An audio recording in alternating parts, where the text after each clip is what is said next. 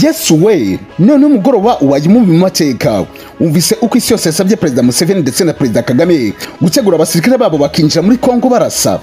Naso umvise igico giteye ubwoba cya bucece cya M23 yagabye kuri FRDC ngo basirikare bagakizwa n'amaguru n'isaba bakabakirukanka. Naho sivyo uko UN yarucika rumira igeze ku Rwanda ariko ngo bakavugira mu mfufu ko hari abari inyuma ya M23 byo wabyumvise. Ndabizura cyane bifoto y'abaperezida ba Afrika batwaye muri bisi nk'abanyeshuri mu Bwongereza ariko wirengeje gatoya wumva uko inkuba ifubitse amazi ishobora kwisenura ku butaka mu kanya gato nk'ako guhumbya ngo hayikaze.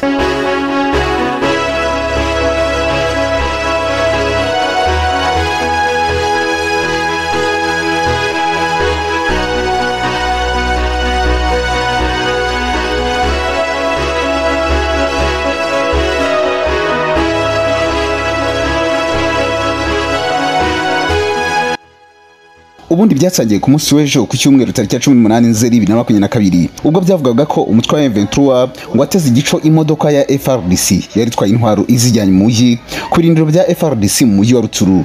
Abasirikare ba FRDC babonye ko M23 yabateze bahise basohoka mu modoka biruka n'amaguru abandi bafatwa mpiri. Muri iki gitero cyagabwe kuri FRDC muri Geza M23 igatsindira intwaro nyinshi za FRDC cyabaye mu buryo butangaje cyane ngo dore ko nta nisasu na rimwe rigigeze riraswa ku mpande zombi. Ni kenshi ubuyobozi bwa FRDC bushinja u Rwanda guha ibikoresho umutwe wa M23 nyamara M23 yo igakomeza kwemeza ko umuterankunga wayo mukuru ari FRDC. Mu kiganiro aheruka kugirana na rwandatribune.com umuvugizi wa M23 Major Ngoma yavuze ko M23 intwaro ikoresha yazihawe na FRDC.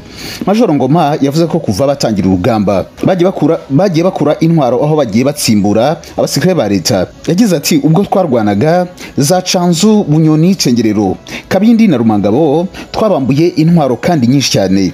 Ikindi intwaro ntaho zitaba mu Bushinwa, Urusiya n'ahandi bacuruza intwaro gusa twe inyinshi ni za FRDC dukoresha. Muri ikiganiro kandi Major Ngoma yavuze ko kugira ngo FRDC igire imbaraga zayifasha kubikura imbere ari uko isabwa kubanza kongera imyitozo kuko ngo abasirikare ifite ubungubu batujuje ibisabwa ngo babe babasha guhangana n'abarwanyi b'uyu mutwe bafite indangagaciro zose ziranga umusirikare watoje ku buryo bw'umwuga. Kuva kwa 13 Kamena 2022 umutwe wa M23 uri kugenzura umujyi wa Bunagana n'ibindi bice bya territoire ya Rutshuru bikaba byarabaye ingorabahizi ku ngabo za FRDC zananiwe kuhabakura ngo zongere zihigarurire. Icyakora uburemere n'ubukaka byaje kwemezwa na Antonio Guterres umunyamabanga mukuru w'umuryango w'abibumbye ONU. Uyu nguyu yatangaje ko umutwe wa M23 ugizwe n'abanyekongo bavuga ikinyarwanda ari umutwe bakuriye kwitondera cyane bitewe nuko urushaho ngo kongera ubushobozi bwayo. Mu kiganiro yagiranye n'ikinyamakuru mpuzamahanga France 24 ku munsi w'ejo tariki 18 Nzeri 2022 ubwo yabazwaga ku kibazo cya M23 no kuba MONUSCO yarananiwe kuyisubiza inyuma, Antonio Guterres umunyamabanga mukuru wa ONU yasubije ko M23 ari umutwe ukomeye cyane ndetse ukwiye kwitonderwa cyane ngo kuko umunsi ku wundi ugenda urushaho kwigaragaza nk'igisirikare cy'umwuga no kongera ubushobozi bwawo mu bikoresho bya gisirikare. Yagize ati ubu turi mu bihe bitatworoheye cyane. M23 nimwe mu mpamvu yatumye habaho imyigaragambyo yo kwamagana MONUSCO muri Kongo mu bihe bishize bitewe nuko yananiwe kuyirwanya, ariko ukuri kuriho nuko ubu M23 ari igisirikare gikomeye kandi kirushaho kugira intwaro zikomeye ndetse ziteye imbere kurusha MONUSCO. Ntabwo nzi aho bazikura ariko hari aho zituruka. Antonio Guterres yatangaje ibingibi nyuma yaho kwa 30 Kamena 2022 mu ijambo avuga imbere y'akanama k'umutekano ka ONU Madame Bintou Keita umuyobozi wa MONUSCO akaba n'intumwa yihariye y'umuryango mukuru w'umuryango w'abibumbye ONU muri Kongo. Nawe yaravuze ko umutwe w'inyeshyamba za M23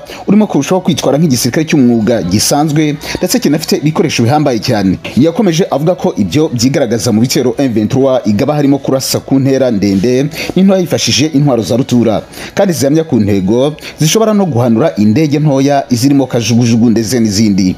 Icyo gihe yagize ati mu kwezi kwa gatanu no kwa gatandatu ibitero bya M23 byabaye mu buryo buteguye neza ahantu henshi ho muri Rutshuru. Yakomeje kurushaho kwitwara nk'igisirikare gisanzwe cy'umwuga kurusha kwitwara nk'umutwe witwaje intwaro. M23 ifite ubushobozi bwo kurasa hamwe n'ibikoresho birushaho kugenda biba ku rwego ruhambaye cyane bijyanye n'ubushobozi bwo kurasa mu ntera ndende bw'imbunda za mortier na mitrailleuses no kurasa ku buryo budahusha ku bibuga by'indege ntoya. Imirwanire ya M23 n'imyitwarire y'abarwanyi bayo yatumye leta ya Kongo n'imiryango mpuzamahanga n'abasesenguzi mu by'intambara batangira kugira amakenga no gushidikanya ku bushobozi bwa M23. Bavuga ko ari umutwe witwara neza nk'igisirikare cy'umwuga kimeze nk'ibindi bisirikare bisanzwe bifite ibikoresho bihambaye cyane. Icyakora Antonio Guterres ntabwo yarenze kuri ibi ngibi, yahise aha umukoro leta y'u Rwanda ndetse na leta ya Kongo. umunyamabanga mukuru wa ONU ubwo ngubwo yahise atangaza ko ibihugu bituranye na Kongo ari byo u Rwanda na Uganda ari byo bigomba kwicarana na Kongo bigakemura ikibazo cya M23. Ni muri kiriya kiganiro n'ubundi yagiriye kuri France 24 nyuma yo kugaragaza ko MONUSCO itapfa guhangana n'ibitero bya M23 bitewe n'uko uyu mutwe ufite ibikoresho bya gisirikare biteye imbere kandi bikomeye kurusha ibya MONUSCO. Yagize ati ubu M23 iragaragaza imbaraga zihambaye cyane, icy'ingenzi mbona kuri njyewe nuko ubufatanye bw'ibihugu bitatu Kongo, u Rwanda na Uganda byagakwiye kwicarana bwikemura ikibazo cya M23 gisa n'icyabaye igihoraho ndetse gihora kidusubiza inyuma ku mutekano mu burasirazuba bwa Kongo. Imvugo ya Antonio Guterres umunyamabanga mukuru wa ONU yashimishije abanyekongo bashyigikiye ubutegetsi bwa Perezida Tshisekedi. Aho ku mbuga nkoranyambaga bagaragaje ko uburyo Antonio Guterres yifuza ko ikibazo cya M23 gikemurwa bidakwiye ndetse ko bigaragaza gutsindwa k'ubutumwa bwa ONU bugamije kubungabunga amahoro n'umutekano muri Kongo. MONUSCO bakomeza bavuga ko ubufatanye bw'u Rwanda, Uganda ndetse na Kongo mu gukemura ikibazo cya M23 utapfa gushoboka ngo bitewe nuko ibi bihugu bishinjwa n'ubutegetsi bwa Kinshasa gutera inkunga M23. Ikindi ngo nuko atari ubwa mbere ibihugu bigiranye amasezerano no gukemura ikibazo cy'umutekano mu burasirazuba bwa Kongo, ariko bikaba byarakomeje kunanirana ndetse ko leta ya Kongo yashyize imbaraga nyinshi mu biganiro byo kugira ngo Bunagana isubire mu bugenzuzi bwa leta, ariko nabyo ngo bikaba byarananiranye kugeza ubu ngubu. Icyakora Antonio Guterres ntabwo yarenze kuri ibi ngibi, yahise aha umukoro leta y'u Rwanda ndetse na leta ya Kongo.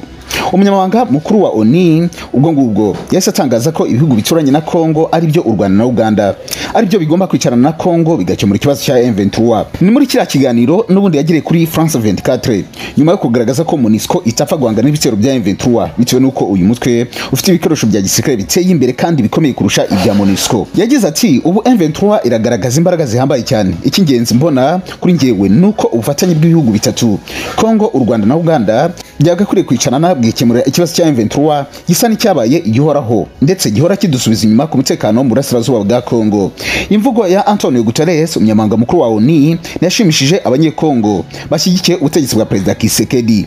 Aho ku mbuga nkoranyambaga bagaragaje ko uburyo Antonio Guterres yifuza ko ikibazo cya M23 gikemurwa bidakwiye ndetse ko bigaragaza gutsindwa k'ubutumwa bwa ONU bugamije kubungabunga amahoro n'umutekano muri Kongo. MONUSCO bakomeza bavuga ko ubufatanye bw'u Rwanda, Uganda ndetse na Kongo mu gukemura ikibazo cya M23 utapfa gushoboka ngo bitewe n'uko ibi bihugu bishinjwa n'ubutegetsi bwa Kinshasa gutera inkunga M23. Ikindi ngo nuko atari ubwa mbere ibihugu bigiranye amasezerano no gukemura ikibazo cy'umutekano mu burasirazuba bwa Kongo, ariko bikaba byarakomeje kunanirana ndetse ko leta ya Kongo yashyize imbaraga nyinshi mu biganiro byo kugira ngo Bunagana isubire mu bugenzuzi bwa leta, ariko nabyo ngo bikaba byarananiranye kugeza ubu ngubu.